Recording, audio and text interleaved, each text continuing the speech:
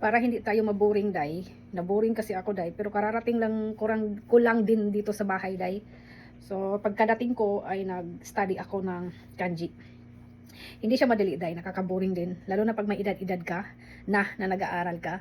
Super boring. Kasi yung kanji na pinag-aralan mo is pang grade 1, grade 2, or grade 3. Pang elementary ata. Pero nahirapan ka sa kalisod kasi nga hindi mo nga ito inaral nung maliit ka pa eh. Iba naman talaga pag nag-aaral ka pa ng maliit ka pa nito. Yung kuha mo na talaga. Ito. Ayan. Tapos ito sinulat ko lahat. Ayan o. Sinulat ko lahat yan. Dami ko mga sulat, dahil para makapag-practice.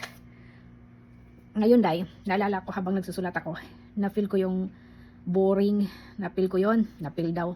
Naalala ko may nagtanong pala sa akin kung paano ko niluto yung udeng. Nasabi ko kasing lasa ng 7-Eleven. Yung sabaw. Pero totoo, kasi mahilig ako sa udeng. So, ang ginawa ko, day, ay ito, papakita ko sa inyo yung ano. Yung pinulot ko yung udeng yan. Diyan sa video. Yan yung madalas na udeng na pinipili ko. Sa loob niyan, meron ng sauce. Yung sauce na yon ay hahaluan mo siya ng 800 ml na water. So, kung may nabili kayong oden na set na may sauce, may nakasulat naman doon kung ilang tubig ang ilalagay mo. Wait lang. May nakasulat doon, di ba? So ako, may nakasulat doon na tubig 800 daw. Tapos, nagdagdagan na lang ako ng Japanese radish or daikon. And then, yung suji ang tawag niyan, yung sa Bisaya pa, ilitid ng mga beef. Yun, yung sa beef, litid kung sa baga. Ako, nagdadagdag ako.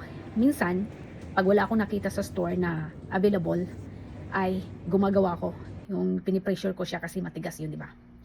Ngayon, ang paggawa ko noon, yung set na yon ay ilagay ko na doon sa kumukulo na tubig na may sauce.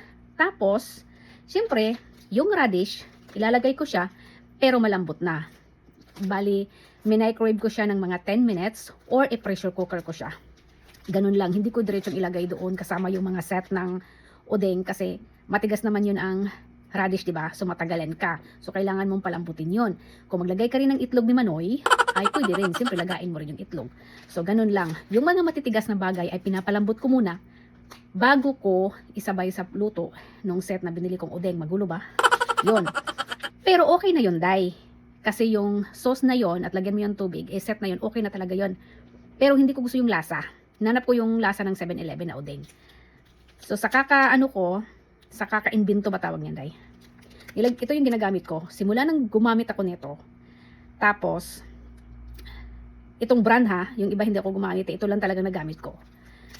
Ito, sa loob niyan, may pakete-pakete yan sa loob. So, sa loob niyan, wait lang. Ang ginamit ko niyan is isang ganito. Isang ganito sa 800 na tubig na nilagay ko doon sa udeng, yung pinakasabaw niya. Isang ganito lang. Gusto niyo magdagdag kayo kung iba-iba naman tayo ng lasa. Para siyang magic, maglalasa talaga siya ng 7-Eleven na udeng.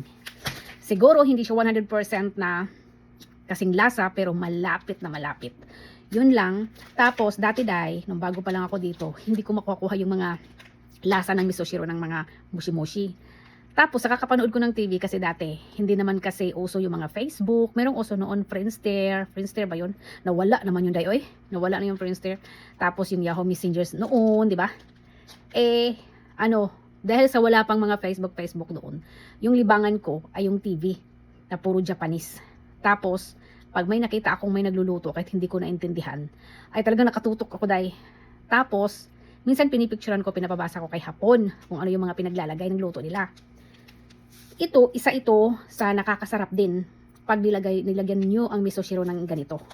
Ako, ang nilalagay ko, good for 5 person ang niluluto ko lagi ng misoshiro, ay kalahati lang nilalagay ko. So, ano na yan, bawas na. Kahit yung ginamit nyong miso paste ay meron nakasulat na dashi iri. Dashi kasi ang tawag nito, day, kaya nakasulat niyan is hondashi. Hindi ko alam kung bakit may hon, basta alam ko dashi. Ngayon, may mga miso paste na dashi iri, di ba? So may timpla na, masarap na yun. Yun talagang lagi kong kinukuha. Pero paglagyan ko pa siya na yung ganito, mas lalong sumarap yung miso shiro nyo. Yun. Pag wala namang dashi iri yung miso paste na nakuha nyo, lagyan nyo talaga ng ganito. Mas masarap talaga siya. Yun lang. Sharing is caring. Bye.